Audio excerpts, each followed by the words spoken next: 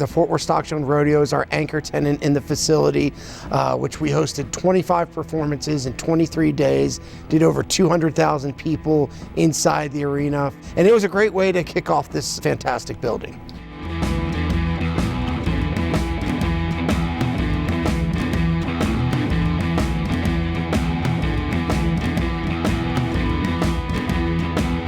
This year provided a new format for the rodeo too, where it was more of a bracket system, where we had a finals, a semifinals, and even a wild card night. This was my fifth year at the rodeo, and this by far was the best stock, the best athletes in the rodeo, and the best rodeo I think that Fort Worth has ever seen. The Stock Show and Rodeo used to host their rodeo performances in the Will Rogers facility, which is just adjacent to Dickies Arena. And that arena used to seat 5,800 for rodeo performances. Here at this venue, it seats about 9,300.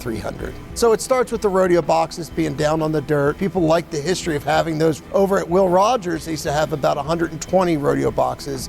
Here we increased that and we have about 230 in our rodeo configuration.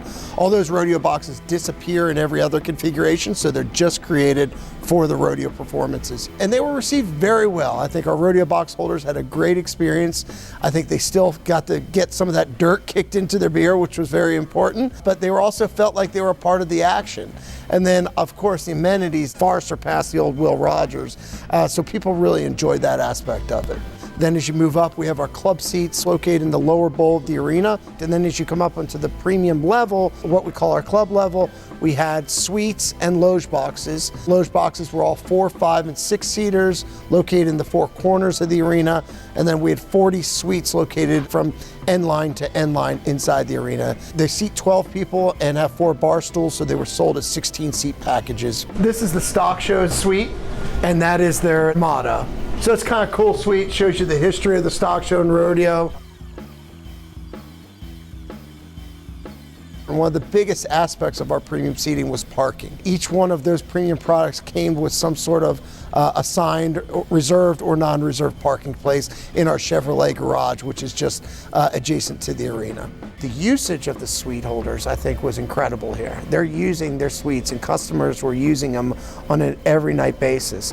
In the open areas of the suite level, that's where people were interacting with other suite holders, and I think that's where a lot of business was getting done. I think one of the biggest surprises to me was this South Club. And the South Club was really unique during the rodeo. You would see in the South Club bars herds of hats there, gentlemen wearing their cowboy hats there in the South Club, and it was packed. And this is the place that everyone wanted to be in.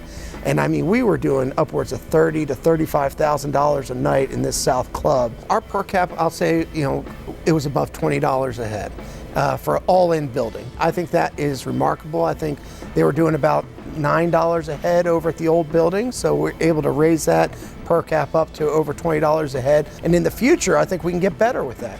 I think we could raise that per cap to closer to $22 a head as we get better and more efficient in future years, and a lot of that could be with in-seat service and some of our other areas. We opened November 1st. Originally we projected to do about 125 events. We're going to be probably closer to about 155 to 160 events in our first year. So it's going to be a great first year for us, and I think it's going to be great for Fort Worth. We're bringing acts and events that have never been in Fort Worth before because they didn't have this sports and entertainment facility. So now that this building is here, it's very vibrant and it's selling lots of tickets, and that's always a good recipe to get more events in the future.